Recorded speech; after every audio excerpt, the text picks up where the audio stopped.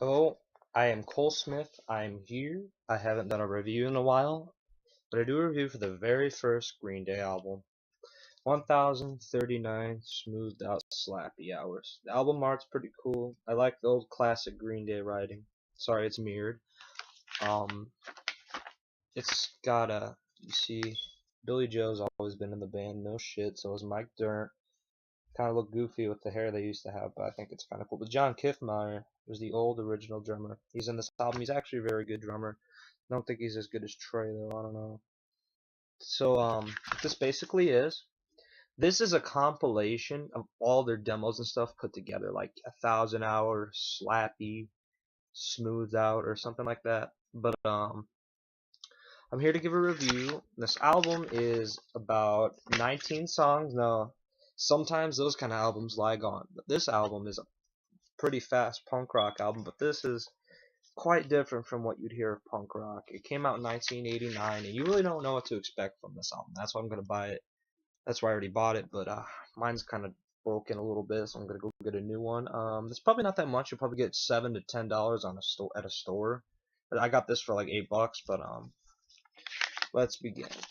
Okay, the first song at the library starts off with a kind of a palm muted guitar, back and forth, kind of a nice fast song to start off the album, but then the chorus is slow and controlled, and same with the bridge. And Billy Joe's vocals on this album are just a little bit higher. You got to get past that because this album is actually really great. So it's a good starting song.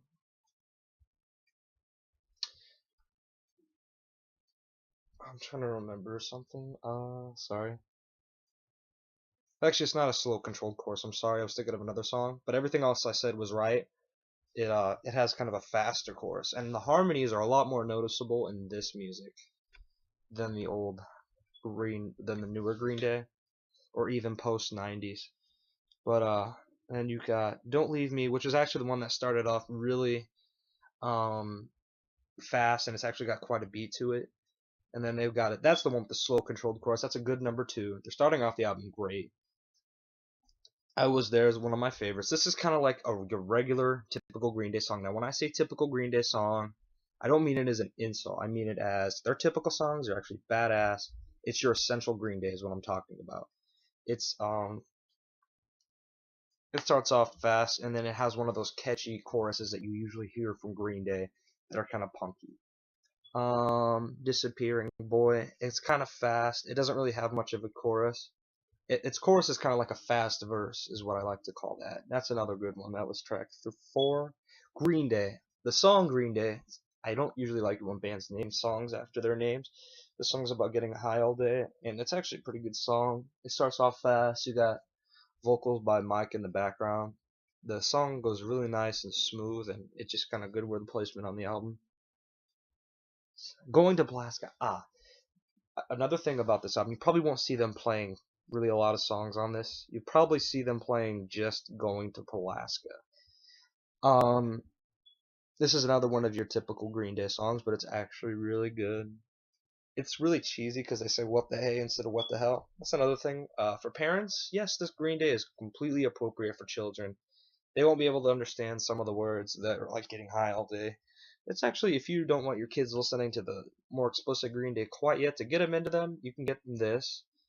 Or I think, no, don't get them Kerplunk. This is actually very good. You can get censored versions of their new stuff. Um, you can probably burn censored versions of their old stuff too. Um, yeah, Going to Blaska is definitely one of my favorites. It's got a faster chorus but ends slow. Really nice guitar riffs. It's a pretty good song. Sorry I can't give you much on some of this. My reviews will give you an idea of whether you should buy this album or not. 16. Uh, that one's pretty good and fast and stuff, but that's all I can say. That one's not one of my more memorable ones. Road to Acceptance, you gotta get past the beginning. It's like a fast, like fast guitar, and then he sings really fast. You can probably hardly understand him. But it kind of reminds me of the classic song. It's Road to Acceptance. Number 2 was 16. That's the one I can't remember very well. 4 is Rest. All of a sudden, you get this kind of slow song in the album. Kind of reminds me of a Beatles song, kind of a classic one. It's actually really cool and goes well with it. Judge's Daughter. Now, this one, absolutely love. It's got a good chorus, got a good verse, and this amazing guitar solo, which you don't see Green Day do a lot anymore, except for your new music by them. This one I thought should have been a hit. Actually, a lot of these I thought should have been. It was only 1989. I'm surprised people didn't pick up on this shit. That's the first one I heard from it. Now, inside you got the song lyrics.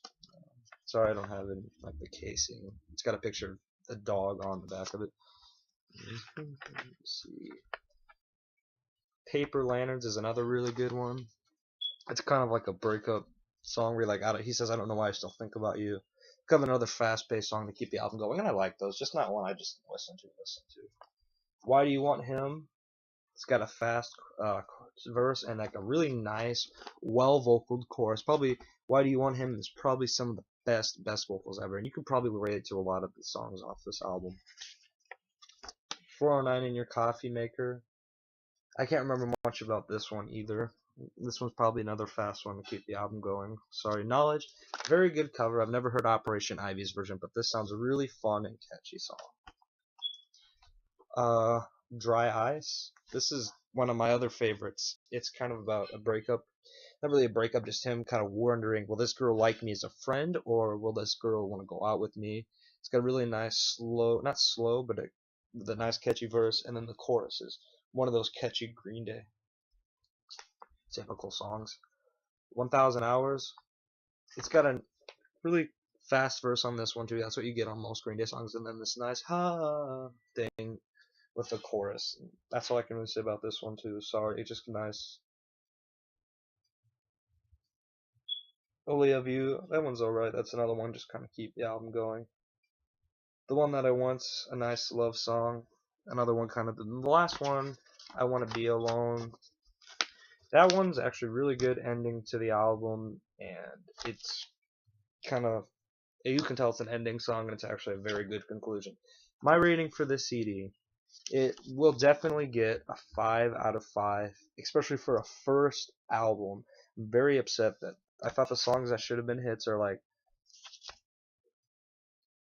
I Was There, the song Green Day, Going to Pulaska, The Judge's Daughter, Dry Ice, and Why Do You Want Him. Those songs definitely deserve some mainstream. I'll be doing all the Green Day albums. I own all of them.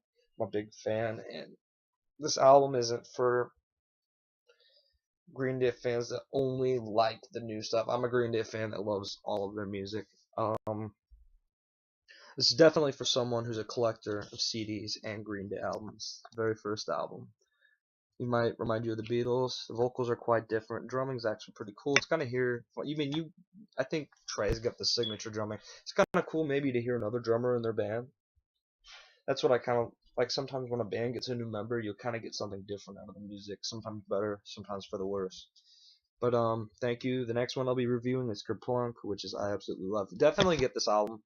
If it was overpriced, I would definitely say no if it was $15.99, but the highest you should pay for this album is either $11.99 or $9.99 or even less if you can get this for less. But thank you.